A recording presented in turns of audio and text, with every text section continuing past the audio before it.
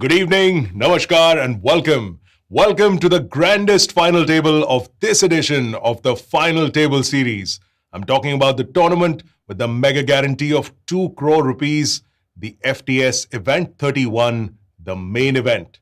My name is Peter Abraham, and I'm going to take you through the star-studded final table. But first, a lot of eyes on that FTS leaderboard worth 30 lakh rupees. So let's take a look at what the standings are at the moment. Right up top, having led for the last 3 days and continues to do so, is Vinay Rajpal playing as Beep Beep, I'm a Jeep. 4,840 points for him. Abhijit Kumar in second place continues in second place as the Supreme One with 4,661 points. Shashank Desai playing as Reconnecting has got 3,936 points. Bhanu Prakash, who plays as Spectre, has moved up the counts a little bit from yesterday. He's got 3,853 points. Suraj Todi playing as Got No Change 31, 3,841 points. Ram Kakkad playing as Johnny Runner, 3,724 points. Ashish Kumar, Notorious Convict 1, has 3,530 points. Mithun Mahesh, who we saw on yesterday's stream playing as Zima Blue, is in 8th place with 3,427 points. Anmol Agarwal playing as Bull Slayer, 3,001 points. And M. Balakrishnan at 2,907 points playing as La Chance. So there's your top 10 at the moment. I don't believe we should see any change in this because none of these players are on that final table. So this is more or less the final leaderboard. But of course, we will bring you a formal announcement of this in due course on our social media platforms. Now, the main event, that 2 crore guaranteed tournament, the one that everyone is gunning for. Lots of prestige in winning this title. And of course, there's pretty big prize money up top as well. 35,000 rupees was the buy-in for this main event. And we had 594 players who registered for the tournament. And now it's down to the final 5. 5, you say? Well, that's because it was supposed to be a 6-max table, but because of a multiple stack by one of the players, that got combined. And so therefore we have 5 players sitting at this table. We'll get to their names very, very shortly, but it's down to that final competition. It's down to this final main event that everyone's been waiting for. The up top prize of 38.7 lakh rupees heading the way of the winner. And of course, it's a little different from a price standpoint because it's not just a gold medallion this time. It's a gorgeous diamond-studded 18-karat gold medallion and a special gift hamper from Spartan Poker. So here are your payouts once again. First place getting 38 lakhs. Second place, 24.4 lakhs. Third place will take home 17.5 lakhs. Fourth place, 13.9 lakhs. And fifth place, 10.9 lakhs. Some of the biggest sharks of the domestic scene have made it to this final table.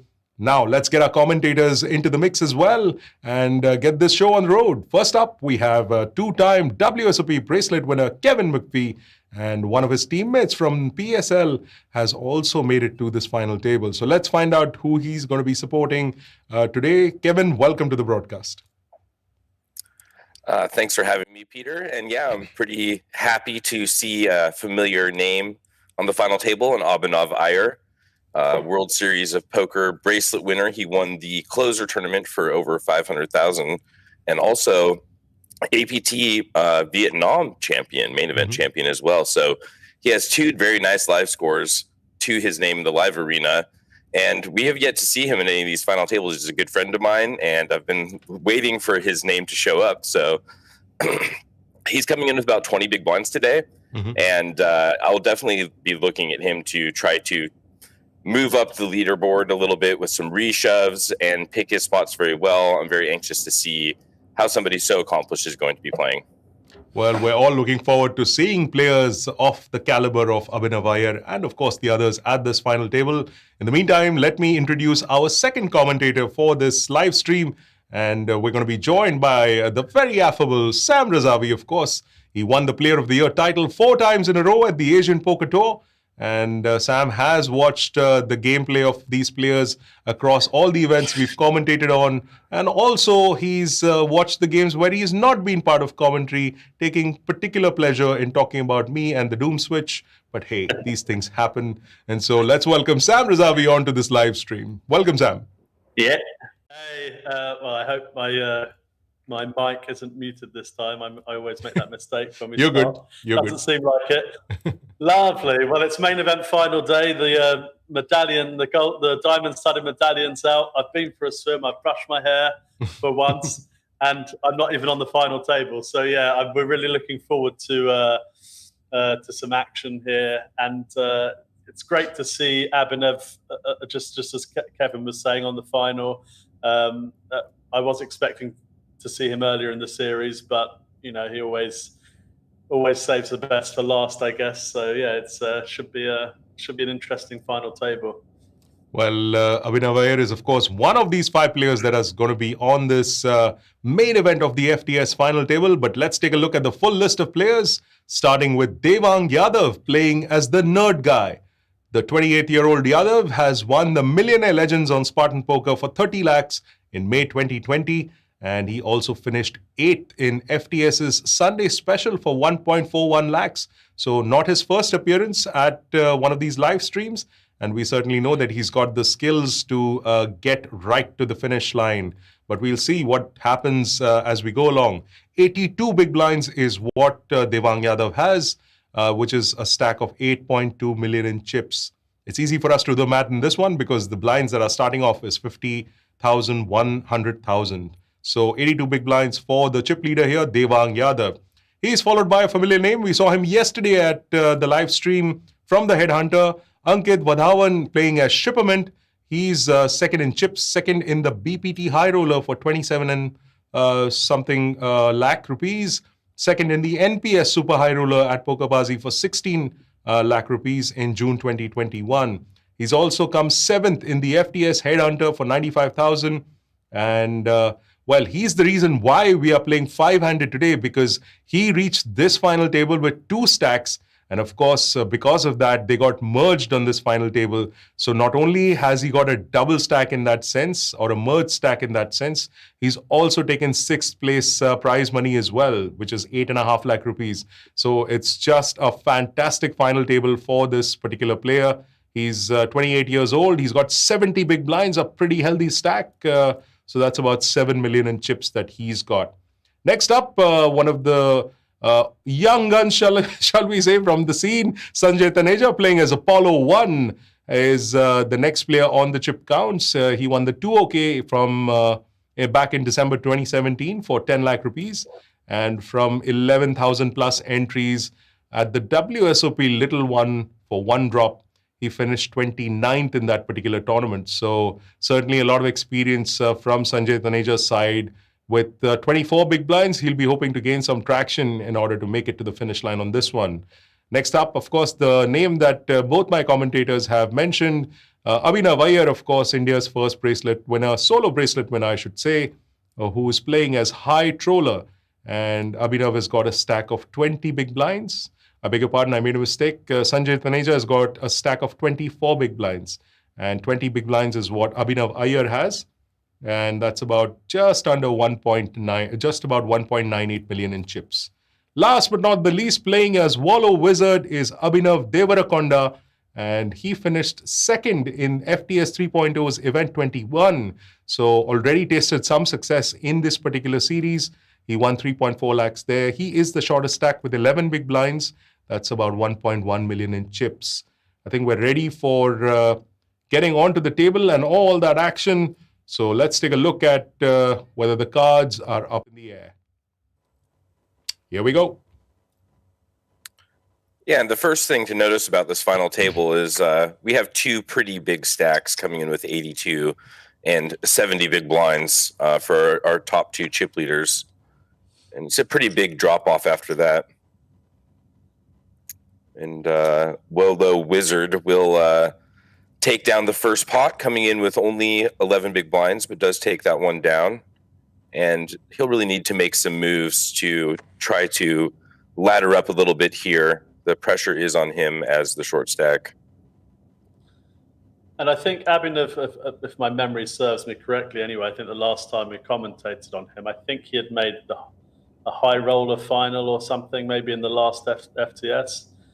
And I think, again, he'd come in as one of the shorter stacks, and he's just one of those players that really knows every gear of the game, and he's going to be a real thorn in the side of every player on this table, I believe. Well, a flush draw for the nerd guy. That's our chip leader right up top, Devang Yadav. Nice to have the biggest stack and have the flop also favor you in such ways.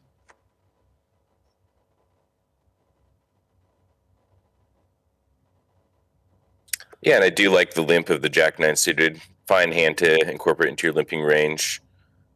I think he's going to be just giving up on this now. It's just kind of a one stab and be done with it. Nerd guy deciding to lead the turn and does get the snap fold from Apollo. So well played by the nerd guy. Adding more chips to his chip lead. Here we have high troller Abhinav Iyer himself open folding the 10-9 suited, being a little aware of the stack sizes and not wanting to be too aggressive on the chip leader's button. Pretty snug fold there. I do kind of like it though, but being aware that as a middling stack you can get abused by the other stacks, which makes it a little less incentive for opening the pretty but not necessarily super strong hands like 10-9 suited. Yeah, I think Abhinav, more than anyone, is probably fully aware of that, dynamic where people are going to be, the bigger stacks are going to be taking advantage at every inch of an opportunity to apply the pressure. So, yeah, like I said before, watching Abhinav, he knows how to navigate. He knows how to navigate from start to finish, but he certainly knows how to navigate final table with a short stack, and I'm really interested to see how it plays out. Yes, there's some impatience in the comment section. We are bringing you a contest question. Don't worry, guys. Just give us a minute till we get that from production. We're gonna ask you that contest question very, very shortly. Yeah, well, the wizard last hand deciding to reshove with the ace-3 against Shipment's button open does get a fold on only a 12 big blind stack. So very thin reshove there. Picks up sixes the next hand, open shoves, and went from 11 big blinds to 17 big blinds in two hands. Yeah, literally increasing stack by 60-odd% in just a couple of hands. It just goes to show the power of the reshove, though. If you find somebody who's opening way too loose and you can get some fold equity on those, you're picking up a large percentage of your stack. Yeah.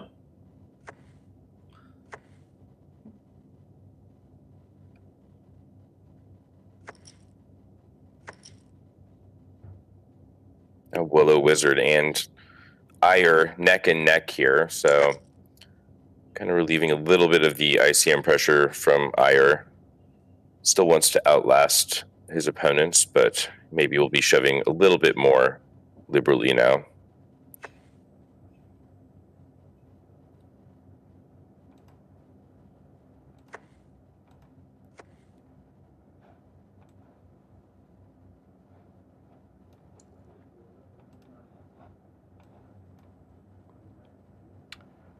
Well, as the action I think the contest. Sorry. Yeah. Please go ahead. I was just going to say, I think the contest question should be how many players have answered a contest question with just their user ID in the whole of the FTS series. I think we've seen a lot of streams begin with just user IDs, that's for sure. As we see a flop here for both the Nerd Guy versus Shipment on this one, but flush draw for Shipment. That's Ankit Vadhavan playing there as Shipment, his second back-to-back final table here. And this is really the dream flop when you check back the the 5 deuce off, flopping the pair and gut shot to a straight flush, in fact. I think I would have liked to seen a bet on the flop. Yeah, likewise. And I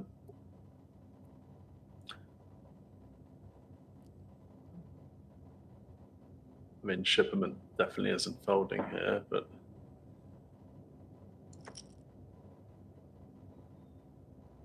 he does river the full house. Can't be feeling all that comfortable with the deuce. But given the way this hand has played, limp, check, check, check, check, flop, min bet turn, not all that much in the middle. yeah, I mean, we might see a small bet in the hopes that, you know, Shipperman is going to fold out random, no, I don't know, random, I mean, well, Queen High is quite, has some showdown value against random clubs that aren't, you know, beating your own hand. But this is yeah, massive overbet on the river, over 2x, 2.5 times size the pot. Yeah, that is a very large bet, and it will be enough to pressure the deuce into a fold.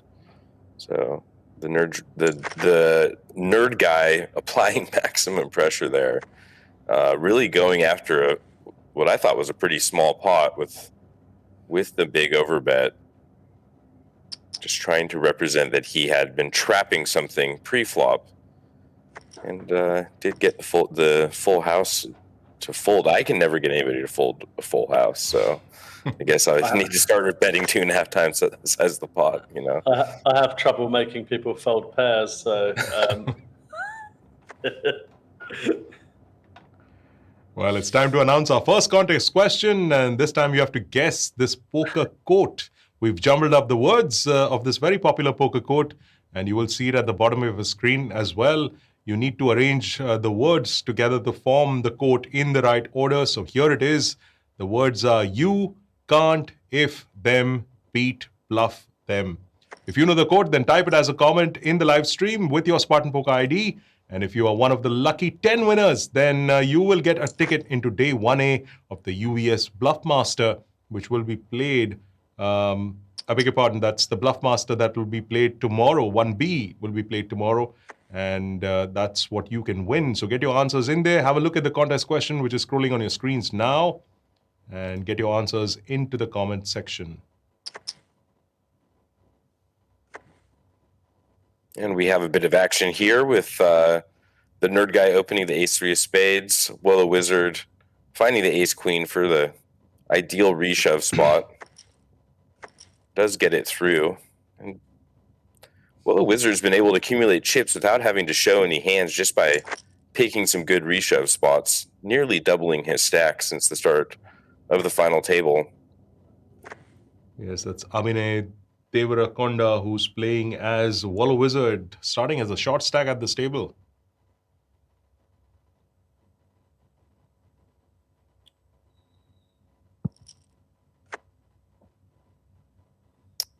Apollo 1 choosing to limp the Queen 10 here. I think there's probably a fair amount of merit to just shoving and trying to win the pot here. Nerd guy checking back King 8 and getting top pair.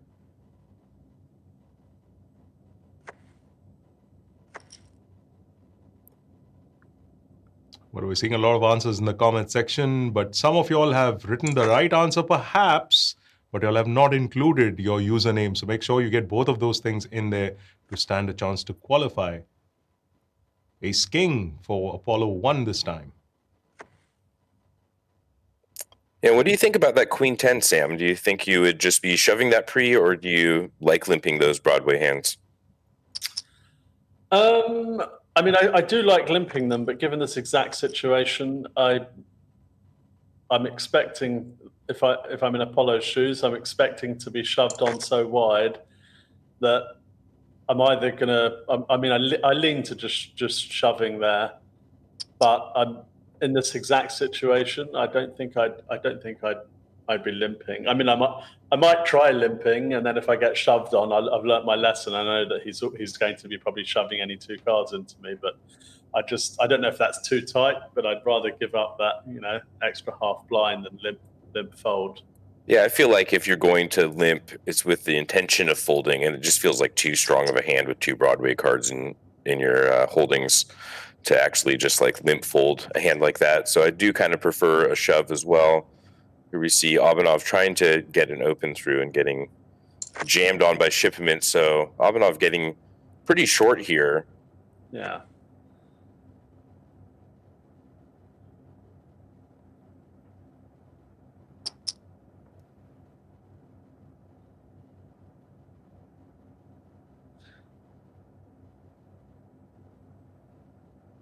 Yeah, it's always frustrating when you're a player like Abhinav used to, or having the chips and taking some control and command of the table. When you're kind of handcuffed with your stack, you're sitting there hoping, to make something happen so you can get in the mix. And yeah, when he won his bracelet, he was just a massive chip leader, and everybody told me, hey, Abanov's on the final table, come down. And by the time I got down to the Rio, he'd already won. I mean, he completely steamrolled the final table. So a guy that can definitely play with a short stack, expert level though. I mean, it's just most of the time he has a lot of chips going into the final table. So, I mean, he won that tournament so fast. They were already having drinks at the bar by the time I got down. But yeah, he is just a really sharp guy. I mean, when I went out to Goa, he was one of the first teammates that I really bonded with, and I could tell he was super, super sharp guy. This is before his big wins, of course, and yeah, really nice guy. I mean, one of the nicest guys I've met on tour. Just a real genuine guy. You can tell that he loves the game a lot and is always in there registering, grinding. I mean, I haven't met many people that love it more than Iyer, and very deserving of all of his accomplishments because he does work very, very hard on his game.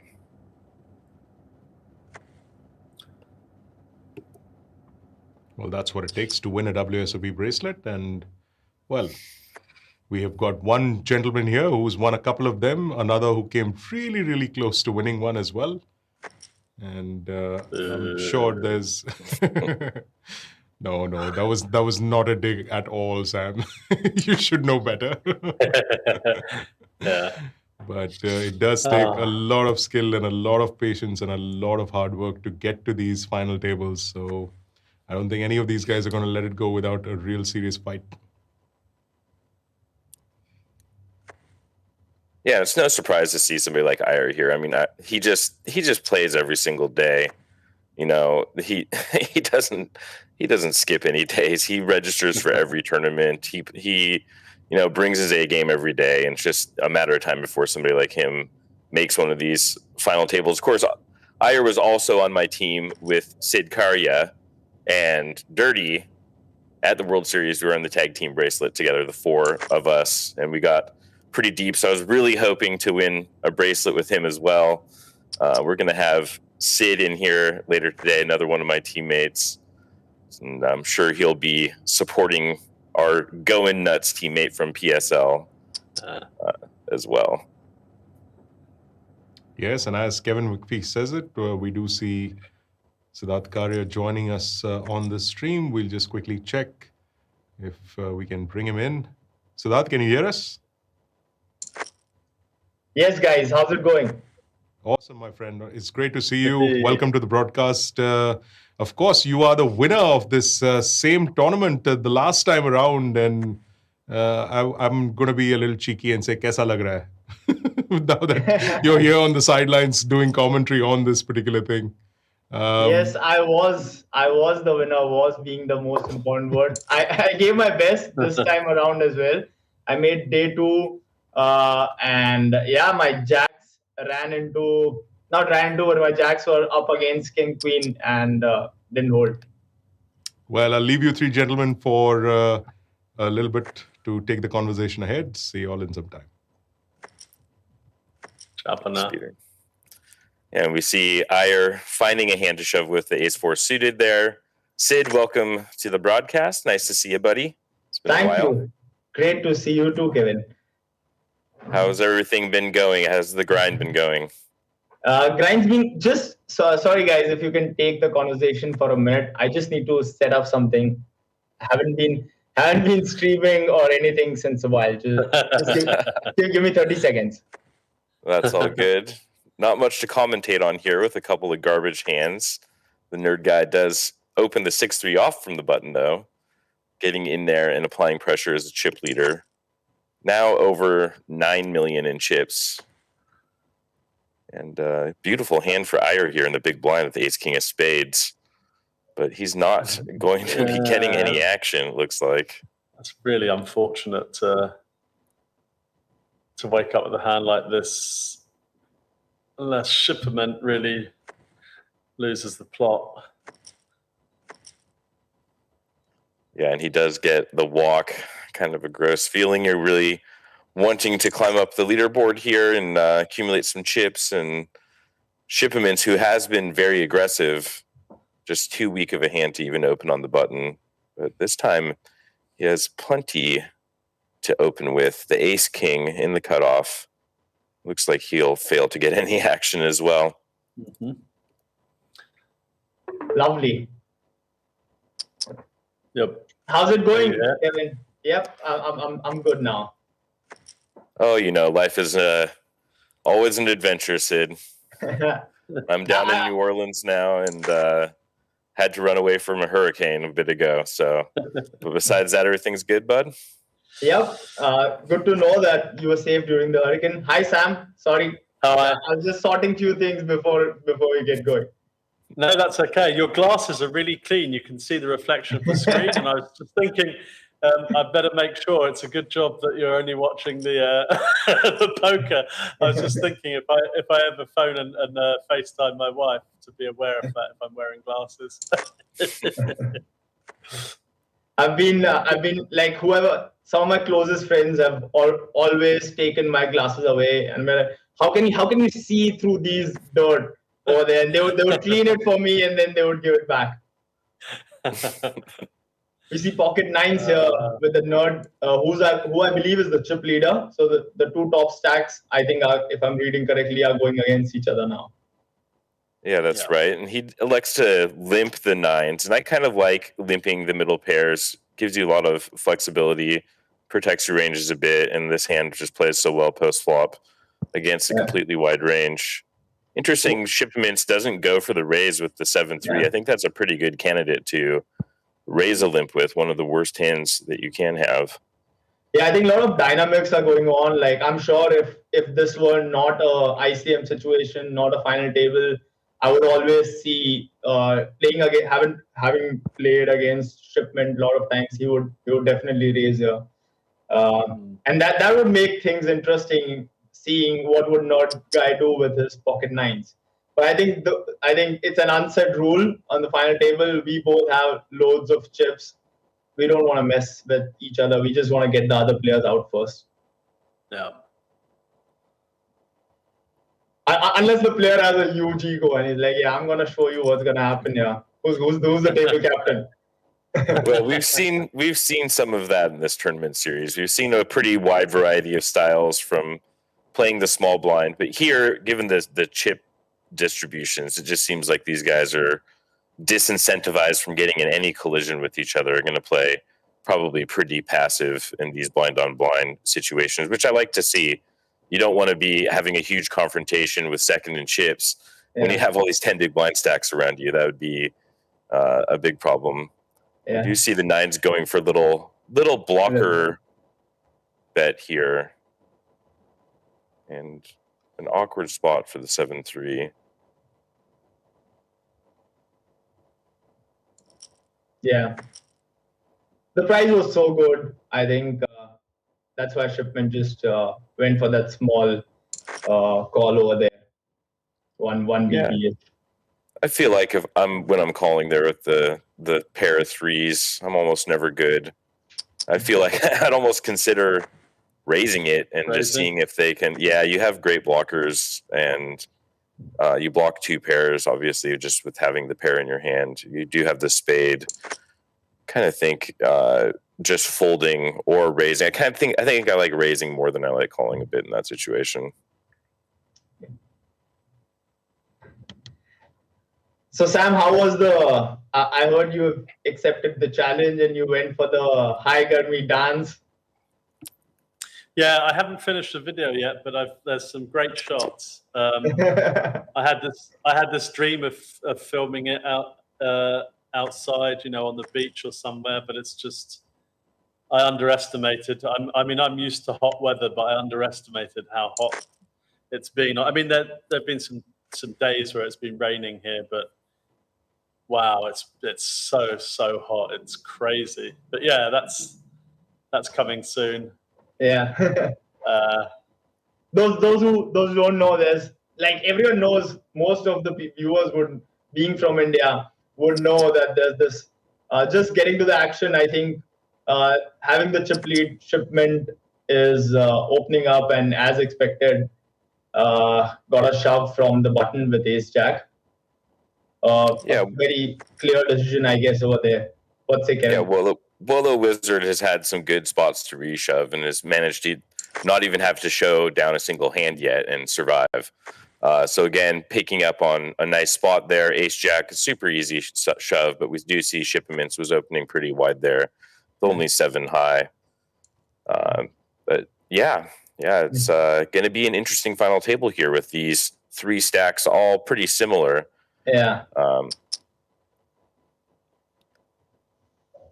I think we'll come down to who handles the pressure very well, and I just think that I'm sure I've not seen the stream for the first few minutes, but I'm sure Kevin has already spoken about Iyer, High Roller, being one of the guys. He's won the World Series of Poker Bracelet as well. So I think that handling that pressure, having been in the stage before, having won the big bucks as well, I think it counts a lot, because it mostly, sometimes it's all about, I think, common sense on the final table. But if you've been in that situation before, and if you've won these big tournaments before, I think that gives you a huge edge, because you kind of know what mistakes the other people could make, and also you know what not to do. I think that's also the biggest thing, a very big learning, like what not to do, what not to get there. Yeah, I remember in 2012, when I was sort of just starting out with live tournaments, I had a really, I had a decent year, and I ran deep in a lot of tournaments and made quite a few finals in quite a short space of time. And I realized it was the first time in a long time that I realized how much I actually learned, because I took so much away every time. And so just in the span of a few months, I'd learned so much in just one set. This is quite an unfortunate turn of events here. 2 pair rivered by the Jack of Hearts. Yeah, and again, these guys took a pretty passive approach against each other, blind versus blind, being number 1 and number 2 in chips. We saw the 4-3 turn 2 pair and not even lead. Went check on turn. And there's a single small min bet on the river. The Jack high flush will take it down, but again, a very passive approach by these players. I would have liked to see a lead out of 2 pair there, needing a little bit of protection on that kind of board, and value, of course. Especially when you are still chip leader by 50%, you have 50% more stack than the second guy. So it's not that it's super close. So definitely, even I would have liked to see that. And Shipment's going for it here. 9-7 off, whipping it in. Wow.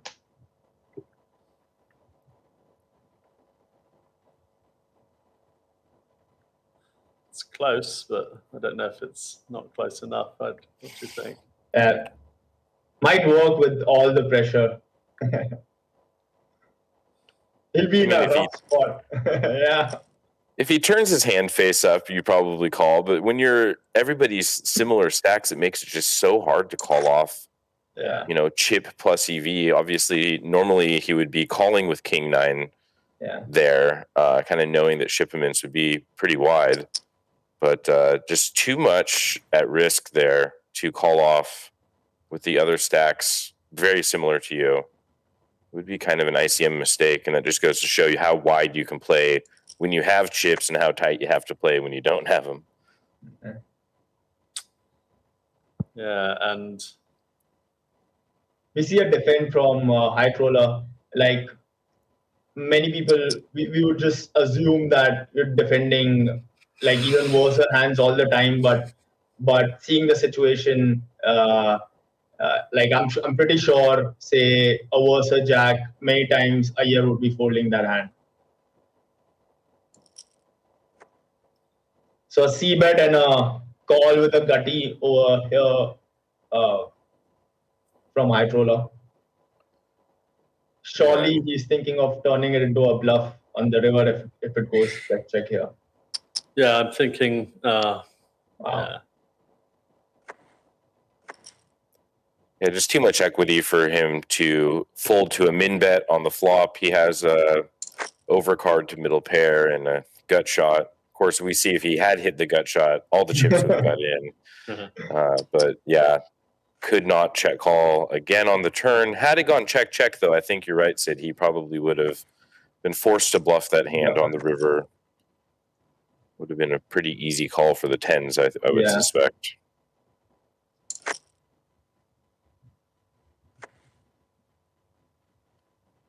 Pocket fours here for Willow Wizard. Should be enough to shove in. Looks like Apollo will have quite the decision here with ace 10. I think probably too strong of a hand to fold here. But he does fold. And that too without a tank, without thinking. So that shows, I think, that also shows the mindset one would be in, or he would be in this situation. Yeah, I noticed Apollo Sanjay, right? Sanjay Taneja had posted up on a popular Indian forum on Facebook that he was hoping to surprise the commentators with his play today. So be interesting to see how he, So Sanjay sir has been around since quite a long time as well. I think he must have started playing poker when I didn't even know what poker was. So yeah, veteran for sure. Has been around since while. I also shared a room with him during the World Series for some time. So okay. I know him personally as well. Well, he does get the shove through with the Jack 10 suited. Yeah. And he's got about 10 big blinds. Iyer really in the danger zone now. With about 6 bigs and has ace 10 here in the big blind. Lovely hand, I think. Knowing Iyer, I think he'll go for it. Yeah, I mean, just unless there's a 3-bet from shipment. Yeah. I mean, hand strength aside, we've seen the nerd guy sort of raise fold about, 6-7 hands already, and this makes it a bit weird. Yeah, lovely spot though to.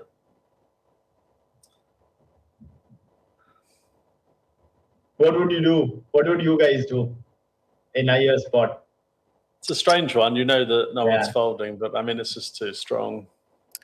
Yeah, I think you're pretty happy to just shove, kind of thinking Shippermints might have 3-bet a stronger hand. Yeah. Plenty of dead money in the pot, and you just want to get heads up against one player with all that dead money. So I think he's going to be getting called here. Yeah. Such a good price. And wow.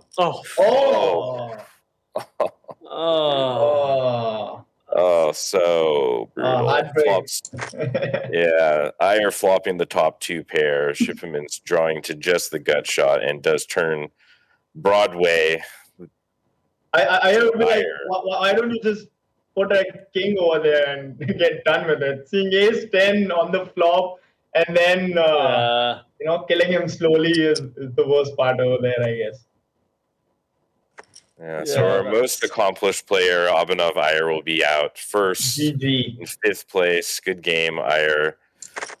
Sometimes it's just not meant to be.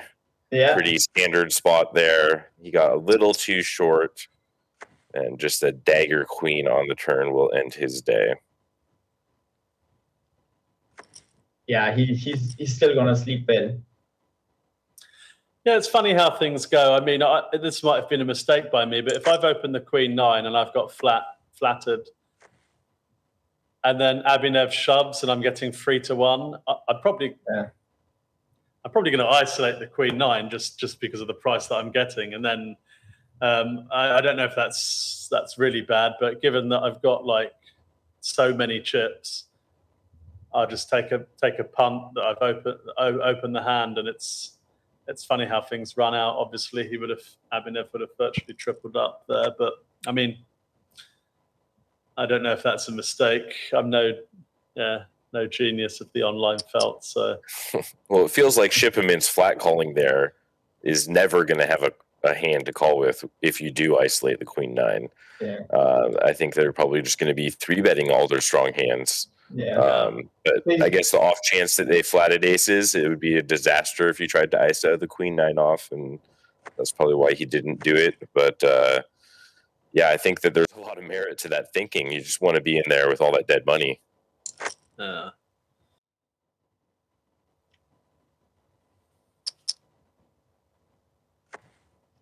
So interesting. We see a open and not a jam by Apollo. The first thing I see is I kind of like this from the sense that he's ready to sort of experiment. He's expressing himself. I think his Apollo has his plan set out, and he's doing things which wouldn't be conventional as well. So that was just a quick takeaway. When once one does something out of the books or in general sense, I do see a lot of comfort, a lot of security from the player's point of view. That's just my take. I could be wrong, but that's how I see it as well. Yeah. Easy to sneak a little cheeky ace-6 off min-raise through on that stack size. Hand that if you do get jammed on, I'd be quite happy folding. Yeah. But you do run a dangerous game, raise folding hands that could potentially just be plus EV shoves. We saw some of that yesterday, people doing that with ace-X, getting shoved on by king queens that might have folded had they shoved, and ultimately folding their better hand. So it can be a dangerous game playing that sometimes, but I think ace-6 off probably a reasonable candidate with the blocker and being by far the worst ace-X that you could have.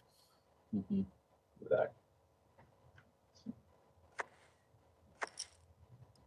I think of Paulo and Wolo Wizard having similar stacks here. The other players, Shipperman and the Nerd Guy, will be still trying to take a passive approach against each other. So it should be interesting to see what happens here with two pretty nice blind versus blind hands, ace-8 suited and eights. I would suspect we see Nerd Guy limping again, since that is the strategy he has been implementing. Yeah, now I think it's deep enough for Shipment to sort of raise here, I would believe.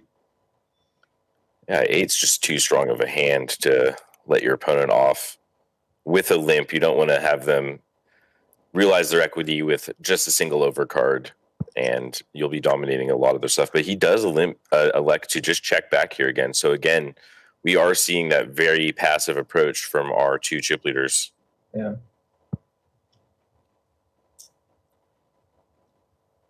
Yeah, bit too passive for my liking, I think. But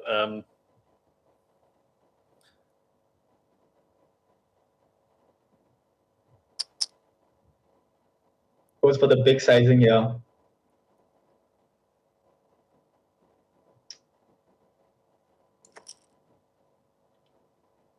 he does check call the ace high. Just backdoor diamonds, couple of overcards. Could potentially have the best hand.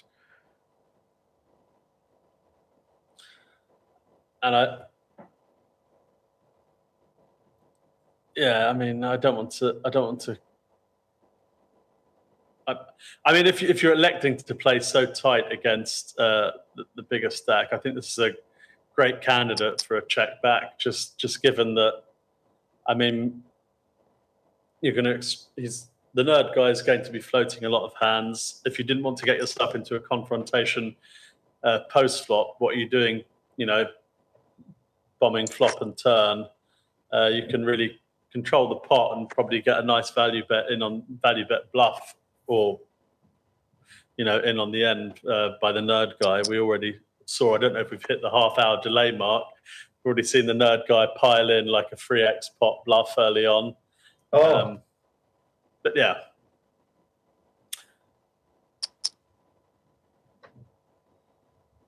Easy jam from Volo Wizard. And yeah, very easy hold for nerd guy as well. I think Wallow Wizard's been quite fortunate as well to have so many spots where he could to free bet shove, where his opponents just haven't had a. I mean, in some ways, you might find it unfortunate to not being able to double up, but certainly to never have to go to showdown and chip up is definitely something. The best feeling ever. And oh wow, I was about to say this is going to happen again, but now. And snap call by Volo Wizard. This shows the. Oh! I was about to say only 2 sixes left in the deck as well, and this is dirty. Yeah. Dear. And I hope. I mean, I don't want to call it, but I really like if the nerd guy and Shipperman do get heads up. I really hope that. I hope we're going to see a heads up, because especially if there's much money on the line, and the sort of passive approach they played against each other. Yeah, it would be good. Then they would be going all guns blazing. Sorry to cut you. Sorry. Looks like we're going to have another confrontation here. Ace Queen on the button and Ace 10 in the big blind from Shippermans. And now see this getting in. I think we do just see a shove here from Shippermans.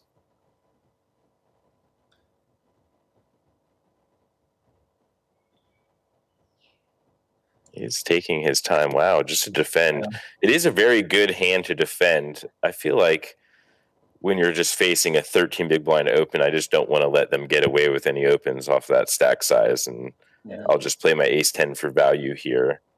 But not his flop. No spades on the board. So had it been when there were 4 players involved, then I think even then Ace 10 suited would have been a kind of more logical to flat. I'm not saying this isn't, but I'm just saying that from the point of view, then that means button's range would be like that as well. When it's 3-way, he knows that button now has kind of nothing to lose. Both of these guys are way ahead, so Shipment might have wanted to jam this. But I think they've played against each other a lot, and Shipment just also thinks that post flop he might be a better player, and not getting a jam and seeing an open from button at that stack might seem very strong to him. So he's just going for the flat over there. Wow. I think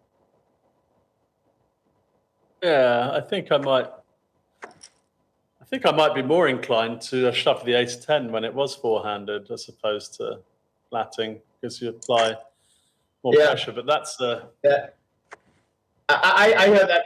Only thing I was thinking from that, if he's opening, he's that much stronger. But I hear what you're saying. Yeah, I think that's very solid logic, because if he had Ace 9 or worse, he would probably just be ripping it in.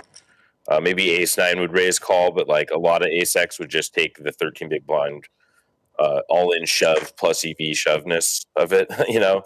But like when he does just open off of 13 big blinds, you got to think that he's doing it to induce action from worse hands. So I think that logic does make pretty good sense. Yeah. A+ analysis from our former champion here. Can see why you were able to get it done last time. I was able to get it done because I had supporters on the commentating booth. By the way, just a side note, I see very few streams in general. Like once I'm not playing poker, I try to do just other things. But whatever commentating I've seen from you guys and the analysis, especially which sometimes Kevin put out, like I love that, because what I've seen is, or what I'm even trying to do over here is, I love how I think everyone does it, but Kevin, when you look at things from a very, because you played online a lot, you're putting yourself in their shoes, and so like the hand that I got busted, the analysis that you put were, I really liked it, because you said, okay, he's jamming king queen and he's just in a very good spot over there, because he knows whatever, even if an ace jack is calling or tens and jacks, he knows that it's not, you're not dead. You'll always have the equity. So that's exactly what I was feeling, and someone putting it out like that really, I think, adds a lot of value to the viewers, and I love the stream. Well, I appreciate the kind words. You know, I've played a lot of poker tournaments, but yeah, it's been a fun experience being able to stream with all these talented minds. Sam, very accomplished player, always respect his opinion, and always in here with the flavor that sometimes I lack. So keeping things light and keeping us laughing. So yeah, it's been great. Everybody's been super fun. To all the guest commentators we've had in as well, Richie and Mahima. It's just, you know, it's really really a good time. So I'm looking forward to doing more of these in the future, I hope, if they'll have me back. And yeah, it's just been a lot of fun watching all my buddies that I met out in Goa make these final tables. So it's been a good time. From a personal point of view, I feel like I've noticed myself, I felt I've been quite scatty and sort of losing my train of thought a bit sometimes along the way. And I think it goes to, I mean, I put my hands up and admit that, and I think it goes to show the importance of being involved in poker, not necessarily daily, but I know definitely this last sort of down year and a half, I barely played anything. I don't really play online that much anymore, even if I want so hard in the UK with regulations. You deposit $30 and now they want my birth certificate, my DNA and everything else to be able to deposit anything else. So I found myself in some spots knowing what I want to say, and then suddenly sort of being lost. And I'm hoping to, again, if we come back, hoping to brush up on that, especially after being hopefully in Vegas for a few.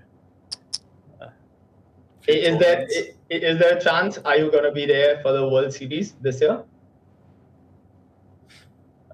Me? Yeah.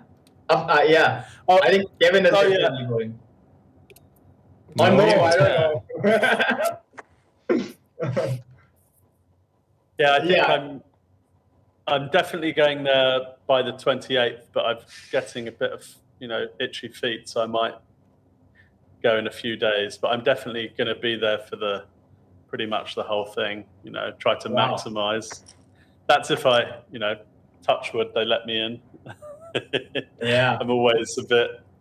Yeah, that's one of the big questions in my head as well. Like, to go there, I was thinking I'll go via Mexico, quarantine there for 14 days, but I saw a lot of videos, the rules of WSOP not being pro-vaccine, non-vaccine. Lot of things were going on. How you could be ruled out of a tournament, and how there can be many cases. It could be a hub as well, and the whole Delta variant, which could cause you COVID again, even if you have got COVID or have got vaccinated. So all these doubts didn't make my decision smooth for sure.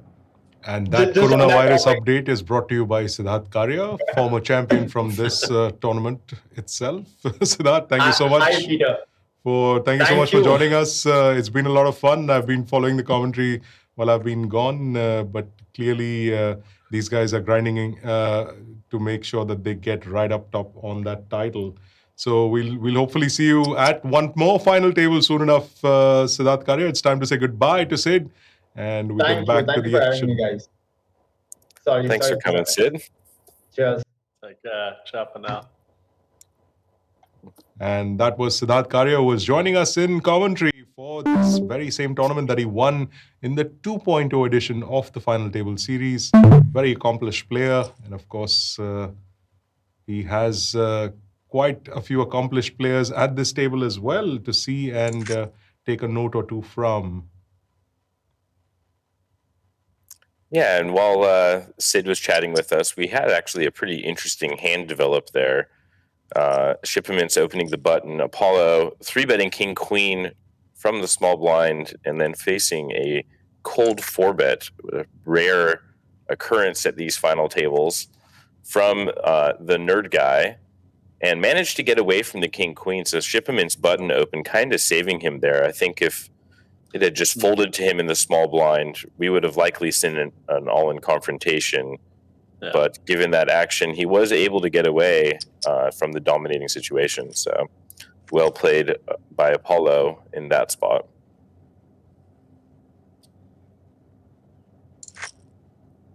Ooh. Looks like we'll have some action here.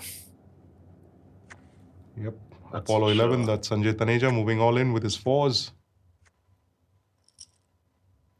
Wow. Ace Queen picking up a lot of outs on the turn.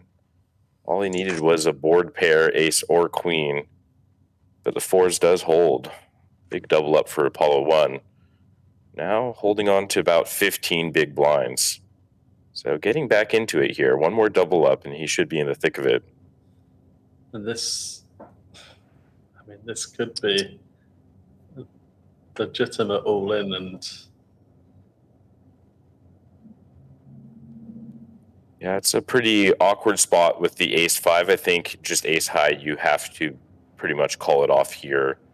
We've seen Shippermint's, if he's been watching on delay, we've seen Shippermint's do this same move with 9-7 off, and without any other similar short stacks to him. I think this is probably just too strong of a hand for Apollo 1 to fold. I'm just going to call it off with the ace high here, and if they beat me, they beat me. But I can see some logic to folding here. You really want to be the shover and not the caller. Yeah, I don't mind both. I think I would definitely lean to snapping off here. Well, just to remind our viewers that this should have been a 6-handed table, but because of the multiple stacks that Shippermint brought to this final table, they got merged into one, and therefore we are playing 5-handed. The two players we have lost at this table, Abhinav Iyer playing as high troller in 5th for 10.9 lakhs. And the last elimination we saw was of Abhinav Devarakonda playing as Waller Wizard, 4th place for 13.9 lakhs. Very interesting that he got a combined stacks. I mean, I guess that means everybody at the final table has a lot of history with him, right? Yep. They must do, because he's played those last two tables on separate tables. So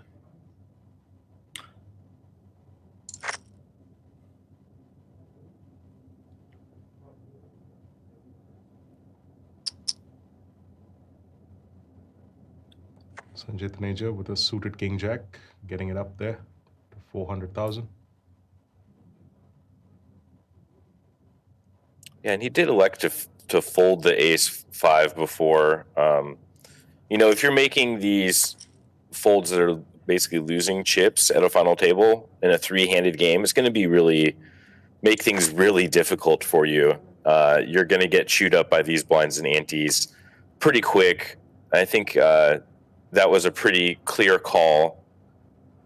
I mean, he's really looking for a better spot to get it in, but when you're up against a guy who's shoving like 9-7 offsuits and a whole bunch of hands that you're an equity favorite against, you just don't really want to be folding those spots. And we're going to see if Apollo does have a tough time in the short-handed game, because when you're playing that conservative, I suspect that he'll be struggling to find ways to win pots.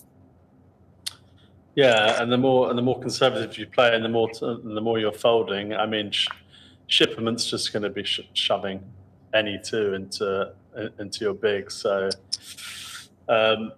he can hang around for a couple of hands, I guess, but he's definitely going to have to make something happen and change gears.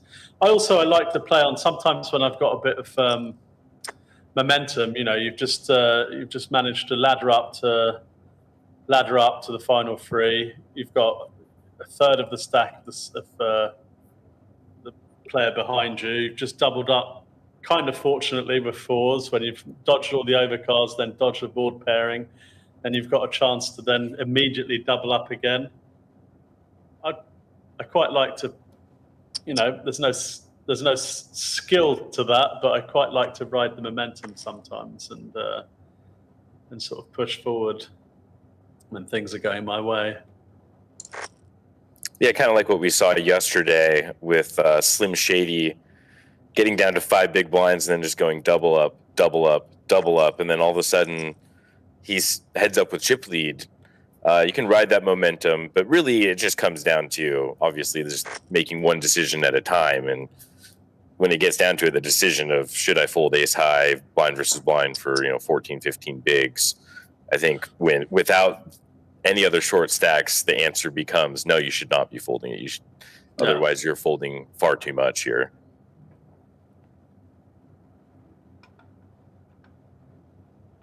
I think we should see him defend the king 8. He does go for the reshove. I don't know if this is going to work. I don't think it worked, but I was gonna say. I mean, it does show how. Wow, it does maybe work.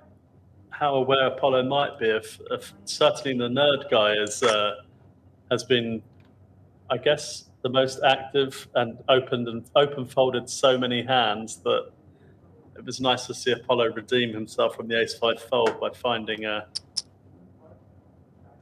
I mean, I don't know if I fold in the nerd guy's spot, but yeah, I mean, if he's able to get fold equity in spots like that, then maybe folding the ace-5 off isn't so bad, because you really want to, like I said originally, you want to be the shover and not the caller in these spots.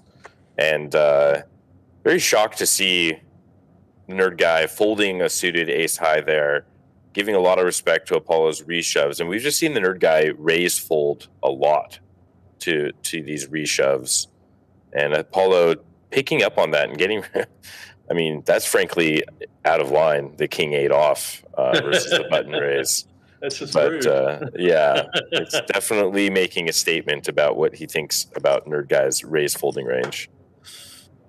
Yeah, I guess nerd guy, do you think part of that playing into his thinking is if he calls and loses, he's now really in a fight with Apollo to get heads up with Shipperman. They've got the same stack. It gives Shipperman even more ammo to sort of run over the two players. So I don't know. There's some. Yeah, it does feel like the nerd guy has been playing to get heads up since the start of the final table. Even when he had the chip lead, he was not applying pressure to the blind-on-blind situations of Shipperman's, really taking a passive approach. And I think that is his mindset. He wants to get heads up. And I hope it doesn't end in the I want to get heads up so I can make a deal thing, because I would really like to see some deep stack play in a heads-up match here. But, when there's big stakes and hardware and glory at stake, sometimes these guys it just alleviates the pressure to make a deal. So when I see somebody taking that cautious approach, like they're just trying to get heads up, I'm kind of thinking, oh, this person probably wants to make a deal, once you do get heads up. That's what I was alluding to earlier when I said, I hope if they do get heads up, we definitely do see a heads up because it will be quite interesting. But yeah, there's this isn't there. Oh, okay. Yeah, 11 big blinds with ace-5. We saw him do this move earlier with ace-6 where he raised. And this is exactly the thing I mentioned there is like, yeah, you could pass up the plus EV shove, which clearly ace-5 would be there, but by min-raising and, trying to make it look a bit stronger, but then you run the risk of somebody shoving on you with king-high hands, and then you're folding the winner as an equity favorite. And that's exactly what happens here. He opens the ace-5 off, king-queen suited, and the small blind rips it in. And he has to fold the best hand on a very shallow stack. So Apollo now down to about 9.5 big blinds. Yeah, there aren't many hands I'm just opening on the button with unless I'm desperately trying to trap with aces or kings or something when three-handed. Yeah, I think if you're just open raising even like your ace X wheels and including those in there, you're probably just min raising too much. Mm-hmm. And it's hard to balance that with strong hands when like every ace X is now a min raise fold, so ace 6 might be one specifically to do it with, but then once you start including like ace 4 and ace 5 and these other ones that are clearly plus EV shoves, you're now just going to be over min raising. It's going to be incredibly hard to balance that with strong hands. And I would like to see a hand like ace shove on 11, or ace 5 shove on 11 big blinds on the button instead of the min raise. Yeah, and I wonder if Shipperman had such a bad hand last time to shove with. He's kind of making up for it now. Wow. Wow. We've seen some. There you are, folks. Our latest casualty, and he's not going to be happy about that. But, well, that's the way the cookie crumbles sometimes. Sanjay Taneja playing as Apollo 1 out on this FT, I beg your pardon. And he's going to take home, let's see, how much is he going to take home? Certainly more than, 17.5 lakhs. That's what Sanjay Taneja wins for that third place finish. And it's now down to heads up between these two players. And you see Shipperman's getting there with the Jack 4 off, just almost an insulting rip, such a bad hand. And, when he is shoving hands like we saw before, 9-7 off, and now the Jack 4 off, I mean, you really need to be calling the plus EV chip hands, and the ace high fold earlier, I'm sure he's going to be feeling even worse about. And then once he sees a hand like Jack 4, you're like, really? The guy's coming after me that aggressive? He's just ripping Jack 4. Yeah, then I think he'll be regretting not calling the ace high previously once he sees that hand. I think I'd also take into account, whether or not it means anything, but I'd also be taking into account the fact that Shipperman, it looks like I think they've made a deal. It's a deal we made. As I suspected. I was going to say, I would have taken into account as well that Shipperman has already locked up 6th place money with his double stack as well. So he's already made a chunk of cash too. So almost more incentive to really get, to sort of get busy. But yeah, as we suspected, a deal. Well, that's the final result here. We've got Ankit Vadawan playing as Shipperman, who's taken second spot for 29.96 lakhs. And Devang Yadav is placed first with 33.13. I apologize, I've made an error. Yes, apologies for that error. It's actually Ankit Vadawan who's won this tournament, playing as Shipperman, winning this tournament in a deal heads up with Nerd Guy. That's Devang Yadav, who takes second for 29.96 lakhs. And Shipperman, of course, locking this title and 33 lakhs for prize money, along with that diamond-studded 18-karat gold medal. So congratulations to Ankit Vadawan for winning this tournament. And like we mentioned before, this is just an added sweetener, given that he already took home 6th place prize, as Kevin McPhee mentioned. So that's pretty much how this tournament has gone ahead. We're going to take a look at one of the hands that we thought was a pretty interesting one in this hand of the day. And here it is. Yeah, this is the overbet hand. And the Nerd Guy managed to pull off a couple of moves at this final table that we had yet to see. We saw a cold 4-bet click back, which we haven't seen, and we saw an almost 3x pot overbet. In this blind versus blind confrontation against the second chips. So we just do see the action go limp and a check back. Shipments flops the gut shot straight flush draw with his 5 deuce off. About as pretty a flop as you could possibly hope for, but it does go check, check.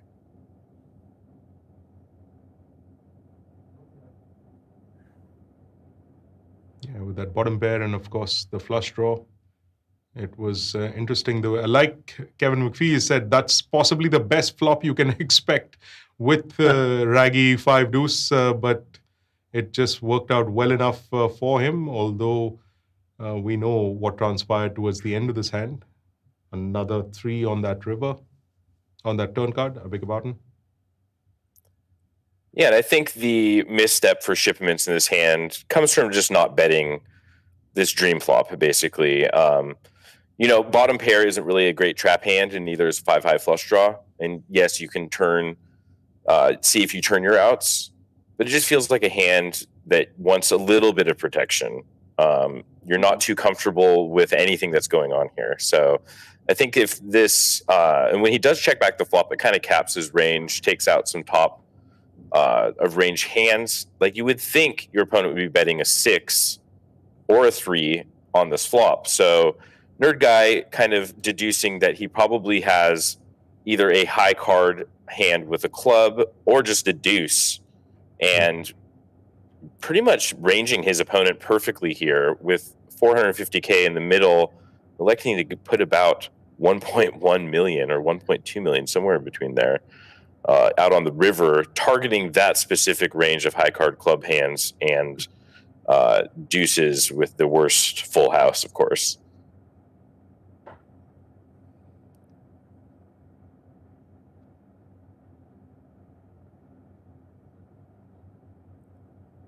And of course, we know that Shipperman goes on to let the hand go, which did surprise some of us, well, all of us really, to a fair extent. But then, like Kevin McPhee said, that perhaps not pulling the trigger when he should have was that little misstep that Shipperman made in that particular hand. Nonetheless, though, he is the one who laughs all the way to the bank because he has locked up this FTS 3.0 main event title for a handsome 33 lakh rupees.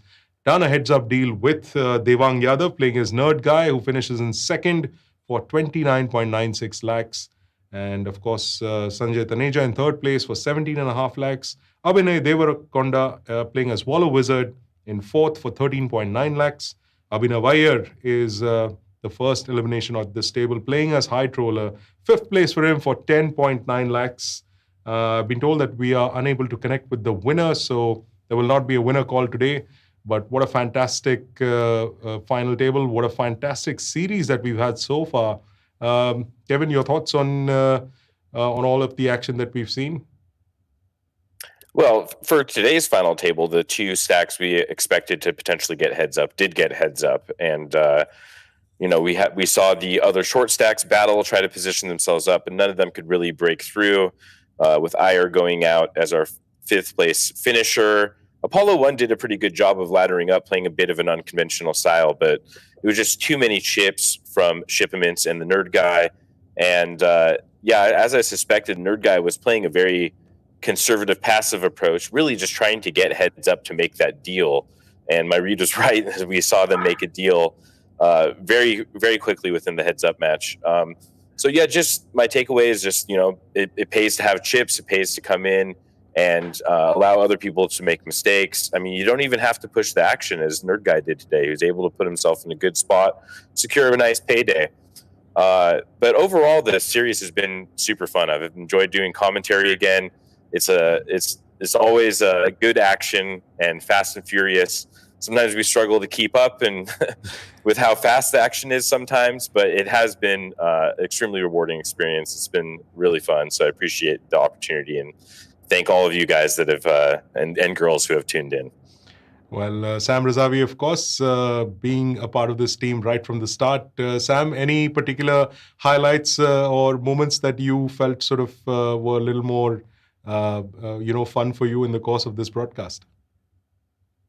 Yeah, every time I was given the opportunity to go and pull the doom switch and get some coffee, it was an absolute delight. No, but what I was going to say, actually, and it would take us a long time to discuss all the specifics, and I wouldn't be able to pull them up straight off the bat. But what I have noticed over the course of all the final tables in this series is that and it might just be coincidence, but looking at the FTS 1 and 2, there seems to be players seem to have adopted quite a bit more, if I want to use the word discipline. There are some spots where you'd see in previous final tables where you'd see some just wild confrontations. You've seen players sort of, I think they've been really whoever's made the final table of these series, I think they've really been working on their game this last year and a half. It really goes to show how hard Indian players work on their game, and I don't think it's a coincidence. But I've seen over this series as they progress, things that used to be moves that used to be kind of a shock and just unexplainable to me, have sort of become extinct now, and the game is sort of progressing and getting more and more refined amongst all the players. So it's really, really great to see.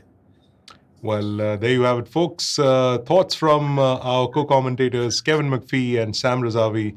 It's been a fantastic series, 10 days of hardcore tournament action from this Final Table Series 3.0. It's been a lot of fun bringing all this action to you.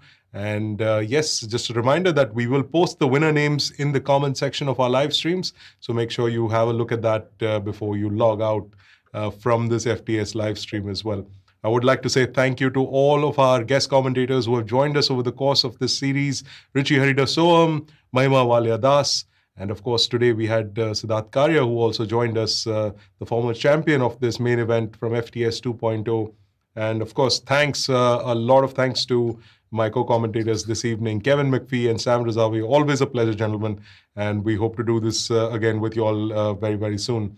Till then, it's time for us to say goodbye. But remember, the UVS, the Ultimate Value Series, is currently on at Spartan Poker. And there's more than 1.4 crores in guaranteed prize pools to play for over this entire week of tournaments. So make sure you get in there, and who knows, you could be winning a lion's share of that guaranteed prize pool. Till then, from the production team here and myself, Peter Abraham, it's time to say goodbye. We'll see you on the next one.